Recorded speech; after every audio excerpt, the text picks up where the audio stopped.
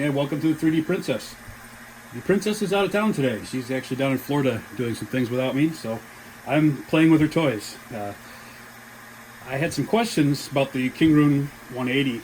A lot of people have sent emails and questions on Facebook as well as YouTube about this machine, specifically since there's not a lot of information out there on the web about it, other than the manufacturer's page on Amazon with a couple reviews and maybe a few videos here and there, but there's not a lot of information about it. One question I've gotten many times is about flexible filament. Several people have asked me that. Can you print flexible filaments? Does it print it well? What's the deal? So I didn't know for sure, so I decided to give it a shot. We're going to take a look today at printing flexible filaments on the Kingroon 180. So a flexible filament is exactly what the name implies. It's a filament that you can print on your 3D printer that's flexible, and it remains flexible after it's printed. One of the more common and kind of easier to print ones is TPU. I've got TPU loaded in this machine now, and you can see it's very flexible. I mean, it's got a lot of flex to it. That's the cool property about it, but that cool property is also the thing that makes it difficult to print, especially on a printer like this. This printer uses what's called a Bowden system, where the extruder motor is up here, the gear that pushes the filament is here, and it pushes it down to the extruder down here. Now, you can imagine where our problem comes when you got this filament and you're trying to push it.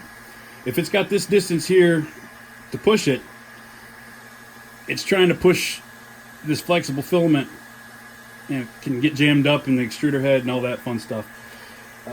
That's why they usually recommend you use a printer that's got what's called a direct drive extruder, where the extruder motor itself and the gear is mounted right here on the hot end, and that's a little easier to push the flexible filament through, because it's pulling it more than it's pushing. It's only pushing it a real short distance then.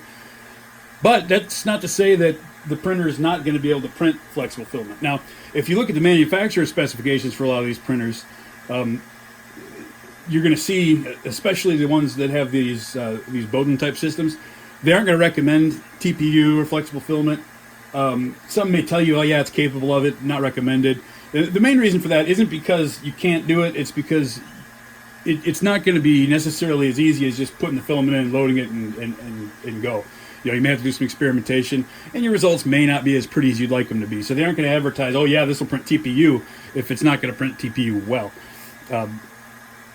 This printer actually does a pretty good job with TPU. I was pleasantly surprised. This is the first little test print that I did to show what it could do. It's just a little traffic cone. Very, very, very minor, little bit of stringing on there. And it did a good job, a real good job. I printed this using the standard TPU settings, just the generic TPU settings in Cura. I didn't do any kind of changes or modifications or tweaking to the printer or the settings. So you'd probably be able to get an even better print, if you went in there and adjusted the temperature a little bit, maybe adjusted your speeds, all that fun stuff. This other print is just complete now.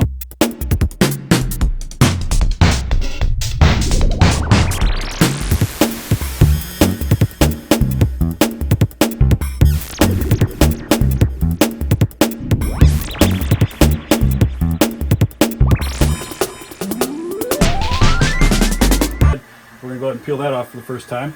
It's an octopus. And this is a favorite to print in a flexible filament. Now, you can see I love this removable bed. It's popping right off, which is good. Wasn't sure how this was going to print on here, just because that's the only other TPU print I've ever done. It came right off. That's a good clean print. Laid down a good base layer, and it's definitely flexible. Now, I could have printed this. I printed it with probably a little higher infill than I should have if I wanted the body itself to be flexible.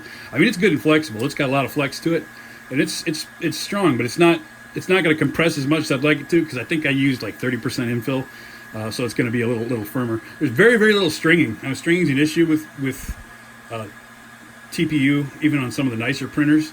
And again, this is without me. I haven't changed any of the settings. This is just the standard generic TPU setting in Cura, and it honestly is a really good print. I am super impressed by this. I've done very, very little printing with TPU. I tried it on my Ender Mixed results. It did all right. I've done it on my Printcess. I printed an iPhone case on my Prusa that lasted me about 6 months, so that did a really good job. But the Prusa is a direct drive, where this is with the Bowden is a different, totally different drive system. So the answer: can you print TPU on the Kingroon 180? Absolutely yes. Does it print it well? I would have to say absolutely yes. For a $130, maybe up to $140 now, but a printer in that price range, this is pretty incredible, really. And I know I'll probably get the emails and the all that. Hey, my printer does it better, but it may. But for a printer in this price category, this is pretty impressive. So you absolutely can print flexible filaments on the Kingroon 180, and you can print them nicely. So that's the answer to your question. Thanks for watching. Make sure you hit that subscribe button.